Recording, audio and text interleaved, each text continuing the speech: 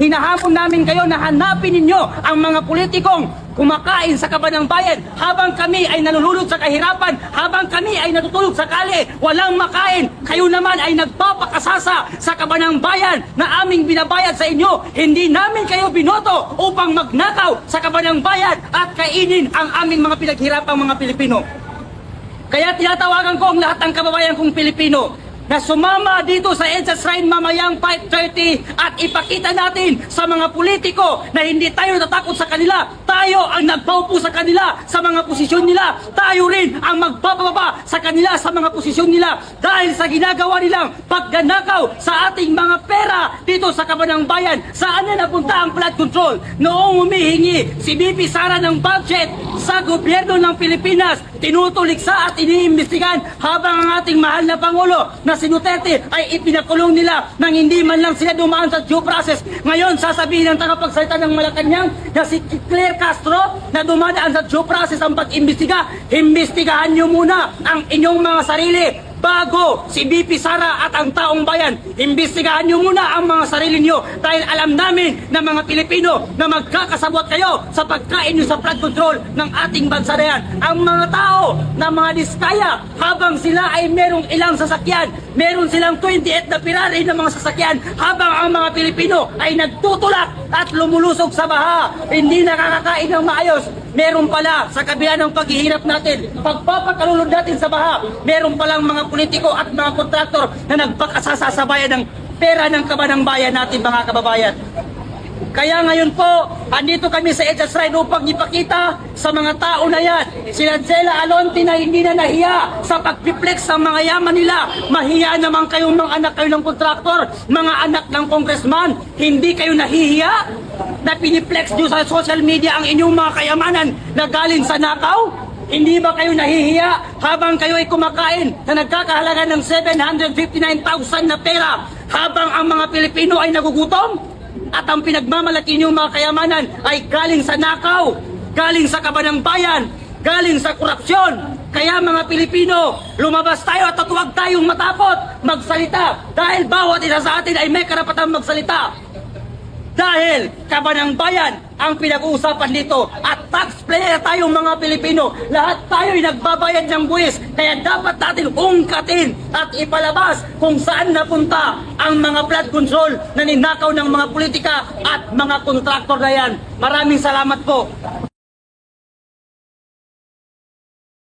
Pagsalita ng Malacanang na si Claire Castro na gumagawa sila ng pinakamalaking investigasyon para mahanap at kung sino ang mga nagdako ng kaban ng bayan. Claire Castro, huwag kang magbobobobuhan. Huwag kang magbobobobuhan. Ha? Kasi magkakasabwat kayo eh. Imbestigahan niyo muna ang sarili ninyo. Diba? Kaya hindi ako maniniwala na may patutunguhan ang administrasyong ito at ang investigasyon na ito. Wala ang patutunguhan ng investigasyon na yan. Kasi kung meron, hindi na dapat imbestigahan yan. Hindi na dapat nakalabas na sa bansa eh. Yung mga ibang congressman na nagpapakasasa sa kaban ng bayan. Nakalabas na sa bansa. Pero anong masasabi nyo na balita po si Saldico ay nasa Las Vegas, na alam naman natin ang Las Vegas lugar po yan ng mga gambling capital po yan. Ano po masasabi nyo at doon siya nandun siya ngayon sa Las Vegas? Ang masasabi ko kay Zaldico, kasi itong si Zaldico, matagal lang panahon pa ni BP Sara itong si Zaldico eh. Itong si Zaldico kasi masyadong popular na sa korupsyon. Natural, andun siya sa mga lugar ng gambling. Kasi nga mga protector yan sila ng mga ganyang mga gawain. Oo. Sir, nakikita niyo po ba na posibleng maging Indonesia ang nangyayari ngayon sa Pilipinas? Yes, of course. Kailangan natin gayain yung mga Indonesia. Kasi ang mga Indonesian, mga warriors people. Habang ang mga Pilipino naman, mga keyboard warriors. Kaya wag na tayo magpakatapang sa comment section. Sumama na kayo dito mamayang 5:30 sa EDSA Shrine. Gayahin natin ang Indonesia. Ang Indonesia, pinabagsak nila ang gobyernong mga korupsyon. Pabagsakin na rin natin ang gobyerno dito sa ating mga korupsyon. Ilang presidente nang dumaan. Ang Pilipinas, Palit tayo ng palit ng presidente. Pahirap ng pahirap ang mga Pilipino. Sino pa ba ang hihintay nating presidente na maupo? Sino pa ba ang mamumuno sa atin na hindi korupsyon? Kaya habang maaga pa, lumabas na kayo dyan at kayain natin ang Indonesia. Pabagsakin natin ang gobyernong ito na puno ng korupsyon. Oo, mas maganda yan. Sunugin natin ang bahay ng mga congressman na yan. Gaya ng ginawa ng mga Indonesia. Hindi ako matatakot kahit mamatay ako ngayon. Hindi ako matatakot na mamatay. Hindi ko pagsisisihan na nagsasalita ako ng katotohanan laban sa mga politikong buhaya na yan. Kasi kung walang magsasalita, walang mangyayari sa ating bansa. Kaya magtulungan na lang tayo para mapatalsik ang mga buhaya na yan sa gobyerno natin. Akalanin mo, merong mga taong natutulog na hindi nakakakain? Meron palang mga anak ng kontraktor na kumakain na nagkakalaga ng 759,000? Isang kainan lang? Hindi na sila nahiya. Tapos si Jella Alonte, hindi na nahiya na mag-post-post sa Instagram na wala daw siyang utang na loob sa mga Pilipino. Putang ina mo! Ang mga anak ng kontraktor na hindi nahihiya kumain sa kabanang bayan, gago, inotel, tarantado, putang ina yung lahat. Yan ang dapat sa inyo, minumura kayo. Kaya uulitin ko, sa mga anak ng kontraktor at sa mga kontraktor at politiko ng mga buhaya, gago, inutil, tanga, tarantado. Yan ang dapat sa inyo. Wala kayong karapatang kainin ng kabanang bayan. Oo, may korupsyon. Dapat kumurap ka kasi hindi ka mabubuhay. Pero ang pinagkaiba yung sa ibang politiko, nangungurap pero may nagagawa. Kayo, puro kurap, walang nagagawa. Kaya lumabas na kayo, kayain natin ang Indonesia. Oo, hindi tayo dapat matakot sa kanila. Hindi tayo dapat matakot sa politiko na mga kurakot. Bakit? Hindi sila magiging congressman, hindi sila mauupo sa posisyon kung hindi dahil sa atin. Kinakailangan na tayo. Pag oras na ng botante, pag eleksyon, hinahanap ang mahihirap. Pag ako ang nanalo, ibibigay ko ang lahat ng gusto ninyo. Merong libreng medical, merong libreng bigas. Pero pag naupo ang mga putang inang kurakot na yan, after election, hindi nila tayo naaalala. Hindi nyo ba napapansin? Makbo lang ang papasukan mo?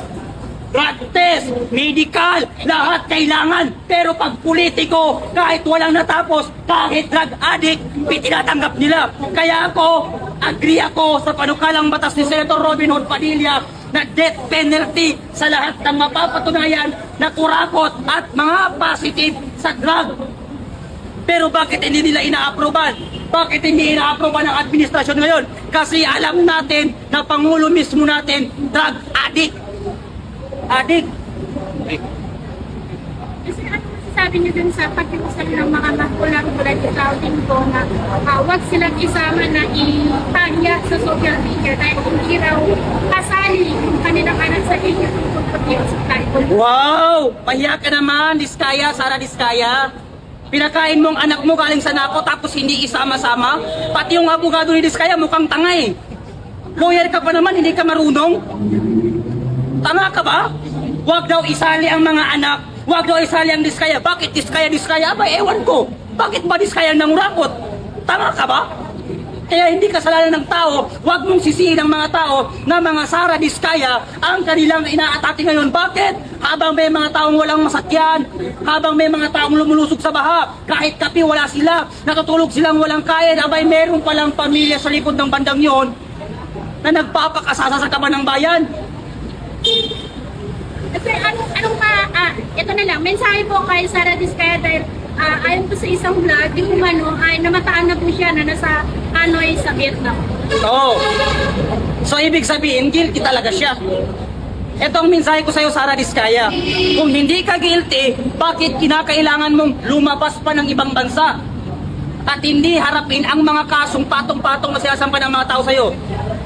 Alam nyo, kung gugustuhin ng gobyerno na ikulong si Sara Diskaya, magagawa nila. Kasi nasa Vietnam lang eh. Eh si Alice Go, saan siya tatakbo nun? Hinabol pa rin siya. Kung papipiliin ako kay Sara Diskaya, pati kay Alice Go na Chinese, mas pipiliin ko si Alice Go. Bakit? Si Alice Go, sa kanyang nasasakupan, marami siyang natulungan, nagpatayo ng eskwelahan, namimigay ng ayuda. Si Sara Diskaya, nangungurakot ang kaban ng bayan, sila lang nagpapakasarap, habang ang mga taong bayan, nagugutom. Kaya mas pipiliin ko si Alice Go kesa kay Sara Diskaya. Si Sara Diskaya, Pilipino, pero walang pagmamahal sa Pilipino. Si Alice Go, Chinese, pero may pagmamahal sa Pilipino. Sir, puro-puro mo, do you believe na si Saldi ko ay totoong may sakit na nagpapatulong ngayon sa Amerika? Hindi ako maniniwala si Zaldi ko ay walang sakit. Pag ang isang politiko, isang kurakot, lumabas ng bansa at sinabi niya nagpapagamot siya dahil meron siyang sakit, ibig sabihin yan, guilty yan talaga ng magnanakaw. Gaya ng mga naunang politiko, pag naririnig nilang meron silang kaso, yung iba, nilalagyan ng tepang liig. Sasabihin nila na balian ng buto. Ganun din si Zaldi ko, para-paraan lang niya yan para makatakas.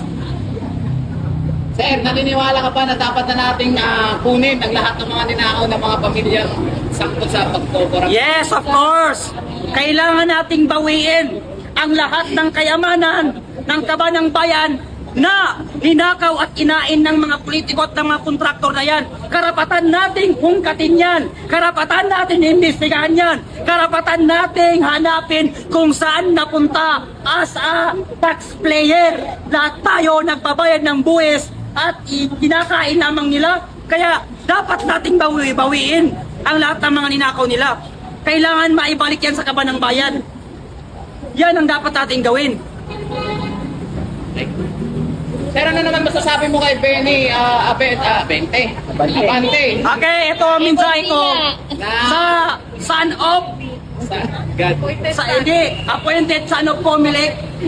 Ikaw, Congressman Abante, para kang hipon. Utak hipon, si Congressman Abante, utak hipon.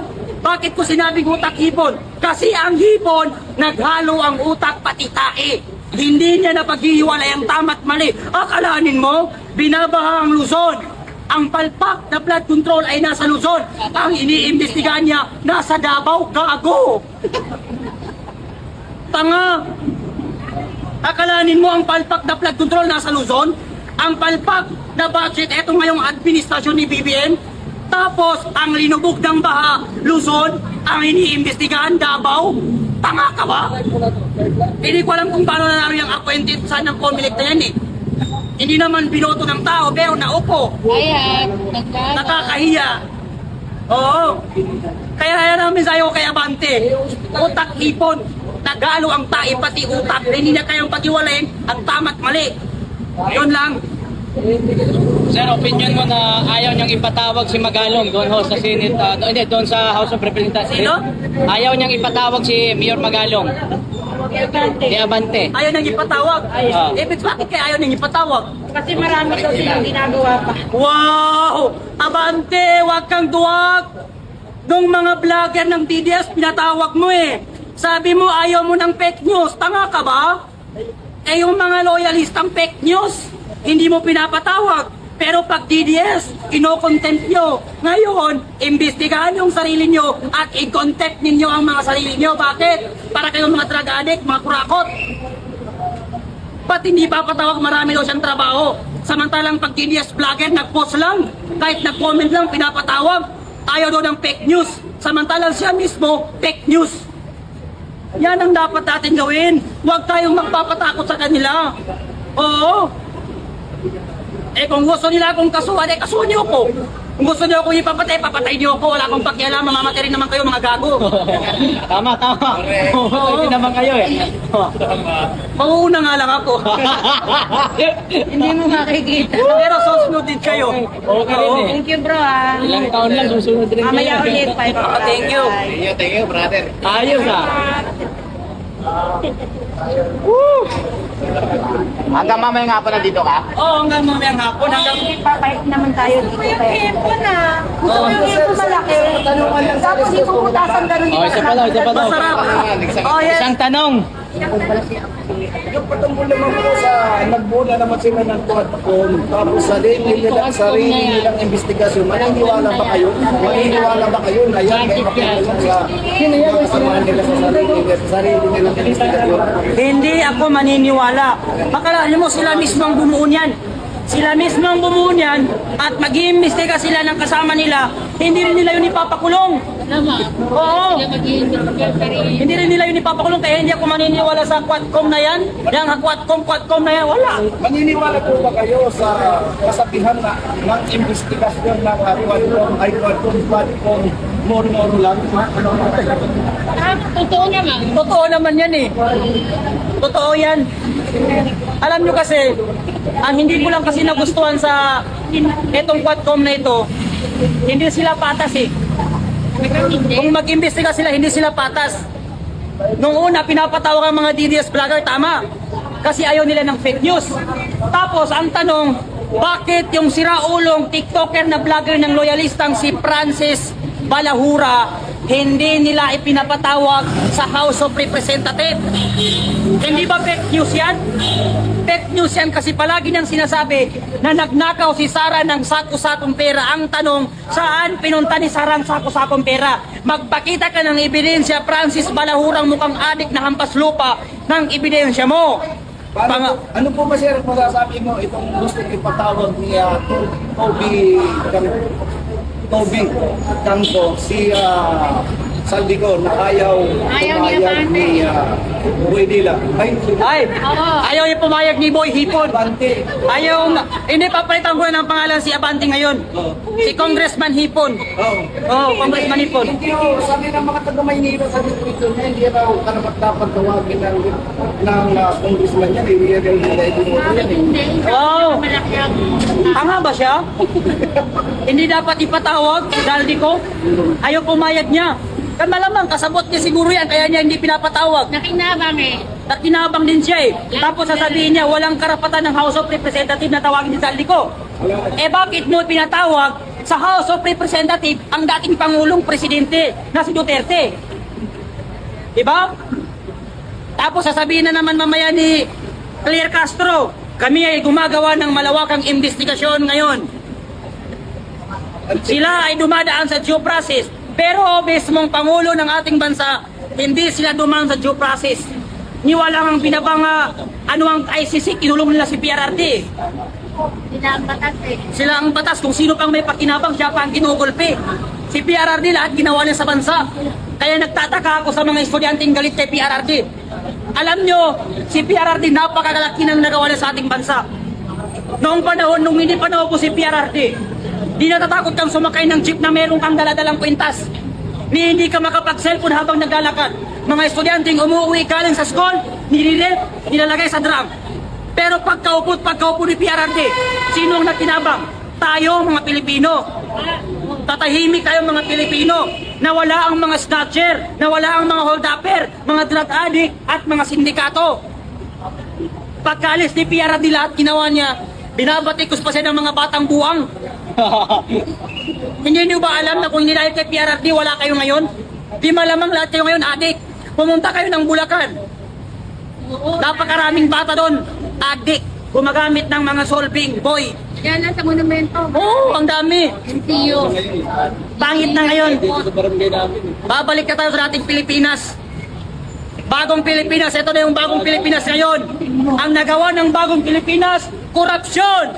Ibalik ang droga, ibalik ang kadugyutan ng ating bansa. Yan ang nagawa ng bagong Pilipinas ni Bongbong Marcos. Natin. Siya mismo may hawak ng drugs eh. Siya mismong may hawak. Bongbong Marcos eh.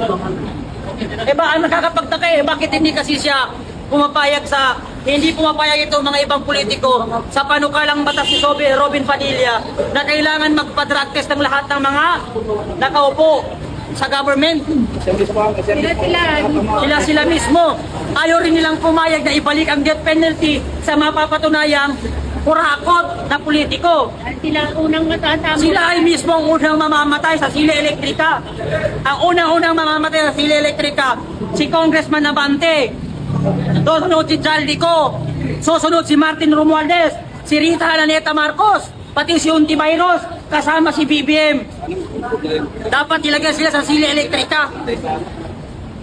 Kaya dapat na maupo ang mga Duterte. Bakit? Ang mga Duterte, may mga nagagawa eh. Hindi magnanakaw. Hindi magnanakaw. Akala mo iniimbestiga nila? 125 million lamang. Samantayan yung kay Zaldico na budget na ninakaw niya, 500 billion. Kay Martin Romualdez naman, 500 billion. Bakit hindi ipinatawag sa House of Representatives? At bakit hindi inimbestigahan ni Risa, Senator Risa Ontiveros? Si Rimulya, si kapatid Rimulya, pagpapailan ng Oh, taga-Papa Henry. Napakarami nilang ginakaw eh. Ano Samantala. reaction mo dun sa ano, sir? Yung mga nag-a-apply sa ombudsman. Kasi ano yan? Narinig ko kasi yung Rimulya. Si Rimulya na gusto niyang hawakan ng ombudsman. Kasi alam niyo na, kasi ang una hindi ako nakakalimot kung sino magpapayo sa ano eh. Sa Comelec. Papalitan niya si ano, pero si George Garcia. Eh, ito nga lang gusto niya kasi siya ang hawak sa lahat ng butante. Ngayon, ang papanalo nila lang ang gusto niya. Ngayon, hindi lumusot ang plano na yon. Ngayon naman gusto niya magpapoy sa ombudsman. Tanga para daw mas mapabilis ang impeachment kay BP Sara. Napakawawalang hiya ng mga yan. Bakit sila sumusuway sa Supreme Court? Ang Supreme Court mismo ang nagsabi na itigil at ibasura na ang impeachment kay BP Sara. Pero ang mga buhaya, nilalabanan nila ang Supreme Court. Napakawalang hiya ninyo. Pinakataas-taas ang hukuman sa Republika ng Pilipinas, susuwayin ninyo. Sino ba kayo? Mga buhaya, Sandal sa ano eh, kay Bangag eh. nakasandal sa adik eh. Ang nakakalungkot pa dyan, yung mukhang unggoy na si Tori, Ay, bumalik na sa ano nila, sa probinsya nila. bumalik na sa probinsya nila. Kasama niya na yung mga sa kapatid na. Oo. Natawa ako Sila na saging eh. nung meron siyang sinabi na walang adik na pogi. Ayun. Ibig sabihin, parang inamin ni Tori na siya mismo adik. Kasi hindi naman siya pogi eh. Bakit nagreklamo si Bongbong Kaya Marcos? kaya siya natanggal eh. Dahil ginawa. Ang masakit pa dyan, ginamit lang siya ng administrasyon. Ginamit lang ng administrasyon. Ngayon wala na siyang pakinabang, tinanggal na siya sa posisyon. Ang sakit sa pakiramdam nun. Sikat kasi. Oo. Kaya Ngayon, kawawa siya ngayon dahil wala na siya sa pisko. Dahil nakikilang na akong bayan sa kanya, kailangan magtago siya ng kumpanya niya. marami siyang kasalanan na dapat pagbayaran. Lalo na yung kay Eh dapat mag-people power na talaga tayo eh. Patay dyan. Losobin na natin ng Malacanang Dapat. at pababain na sa pwesto ang mga politiko na yan. Hindi tayo dapat matakot sa mga baril nila. Hindi tayo dapat matakot sa mga posisyon nila. Kasi kung hindi dahil sa atin, wala siya sa posisyon nila. Ako nung birthday ni Kakay Digong, nandun kami sa Oo. birthday na ano. Ako halos sa lahat ng rally nandun ako. Nandun yung Nagsasalita. Ang dami-dami ng pulis dun eh. Noong rally natin dito, sa EDSA Shrine dito mismo, nagsalita rin ako noon. Pag uwi ko, hinabol ako ng mga hampas lupa. Akalanin mo, papakulong nila ako, wala naman akong kaso. Nagtago ako dun sa Bulacan.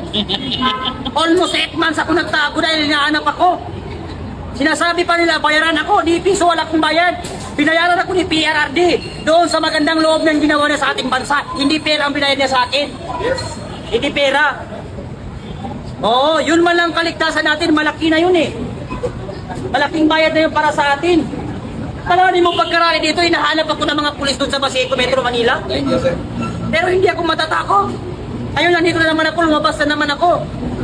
Kaya thank you sa ating lahat. Kaya dapat mamaya 5:30 sa lahat na nanonood ng mga Pilipino, pumunta ka dito sa EDSA Shrine, sa Robinson Galleria para ipakita natin sa mga buhaya yan, hindi tayo nasisindak sa kanilang mga sungay. Oo, thank you very much. Ano yan ang hawak mo, sir? Ano yan? Ayan, Ay, may event po kami yan. Nanalo po ako ng cellphone.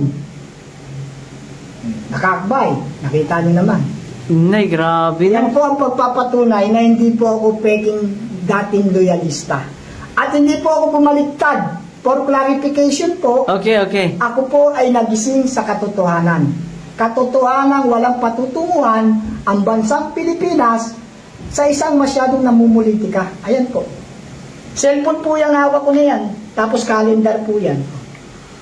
Grabe. Isang event po namin yan. Lahat ng mga top leader po ay imbitado.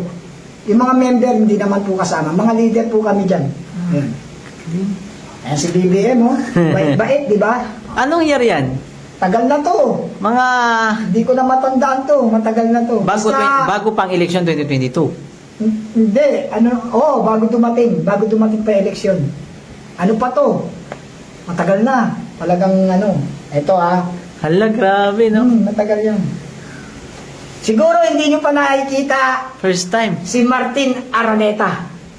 Yung kapatid ni Ma'am Lisa Araneta. Makikita nyo po, gwapo. Ay, oo nga, no? Ayan po, si Martin Araneta. Yung pinakagwapo dyan, ang mistiso, yan po yun. Ako yung yung suot namin yan, yung suot ko kanina. Sino ito? Sino to, sir? Ayan, mga... Kasamahan realista niyo. din, mga kasamahan yan. Kasamahan lang yan. Pero bago yan, ang 2022 yan. Bago magdating ang 2022. Hindi 22, matagal pa, mga bago dumating ng 22, hindi to 22. Matagal pa, nagkakasama mga 20, mga 2019, 18, mga ganun. Ibig sabihin, noon pa pala, nagkakasama na kayo nila Matagal BBM. na, ayan, Martin Araneta, bakit kasama namin si Martin Araneta? Tapos ang babata nyo pa dyan, no? Oo, si Mr. Martin Araneta ay aming manager sa Marcos Loyalist Social Media Warrior. Kami po ang mga warrior sa social media. Kami po ang dumidigma sa mga salot na dilawan. Kami po naikipagdigmaan sa social media. Ito po ang manager namin. Ang kapatid ni Tapos Ma'am ikaw Lisa. yan, ikaw. Ito siya. Ito ako. Ayan siya, si Martin Araneta. Guwapo. Mabait yan. Ewan ko lang nangyari ngayon kung bakit nagkagulo-gulo ang namin. Ang tindi nyo pala. Ayan. Diba? Ako, nakilala ko lang yan, ang eleksyon na 2022 na eh. Ito yung mga sulat ko sa PCO. Pangulo na si BBM na nabaliwala. Sulat ko sa PCO yan. Sulat ko yan. Ito sulat ko. Ito yung sulat na isang leader ko na nasa Saudi. Yan. Pasok po yan. Ayan, meron na na Malacanang. Pero ito po, binaliwala. Hindi ko na po sasabihin kung anong istorya nito Basta ako po pumupunta ng Malacanang para ipaglaban ang OFW sector.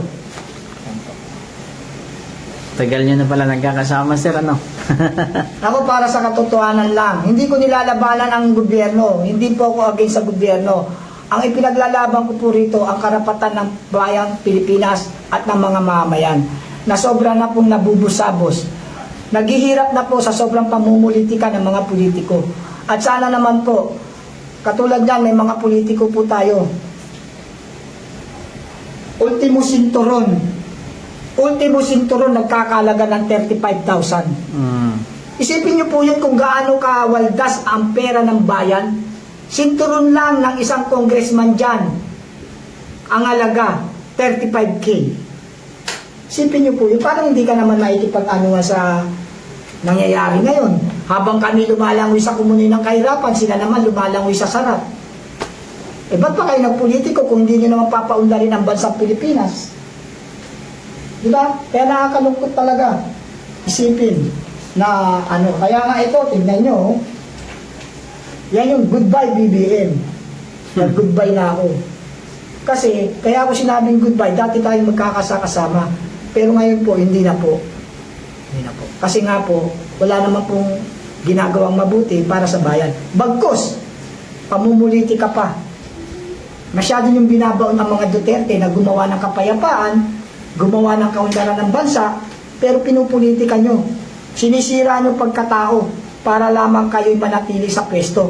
Para lang sa darating na 2028, wala na kayong kalaban kasi binasak nyo na. Pero hindi ganun katanga ang mga mamayang Pilipino.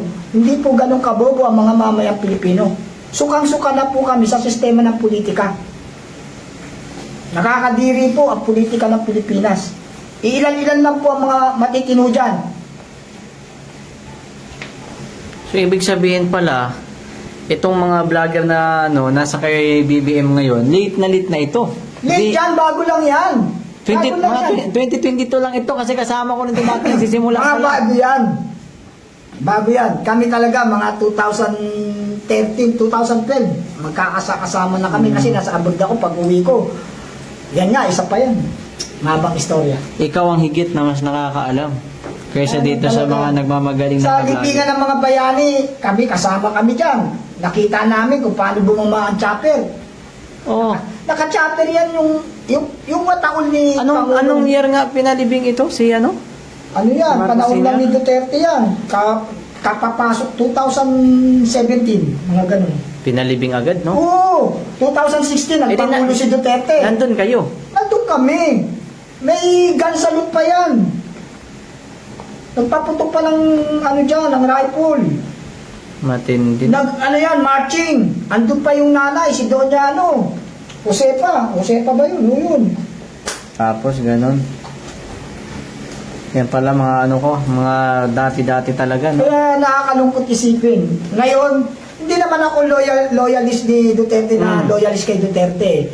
Loyalista ako ng bayan at mamayan.